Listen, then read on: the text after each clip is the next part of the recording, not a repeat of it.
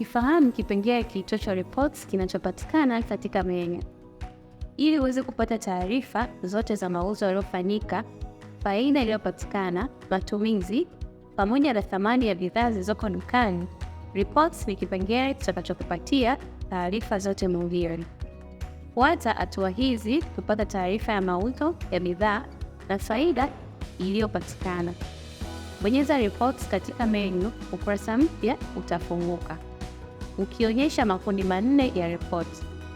Ripoti ya mchoro, yani graphical reports, ripoti fupi, summary report, ripoti ndefu inayotoa maelezo ya kina, yani detailed reports, na ripoti ya store ama duka inayoonyesha thamani ya vitu vilivyopo dukani na bidhaa zinazokaribia kuisha, yani inventory reports.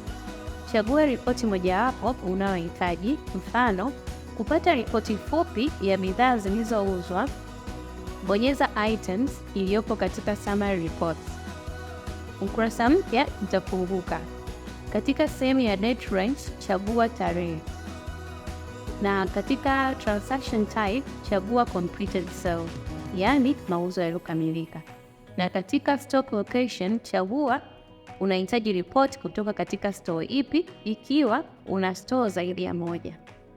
Baada ya hapo, utamaliza kwa kubonyeza submit na kupata report ya idadi ya bidhaa zilizouzwa pamoja na faili iliyopatikana. Kwa kuzingatia hatua hizi, utapata ripoti nyingine kulingana na machaguzi yako. Asante kwa kusikiliza.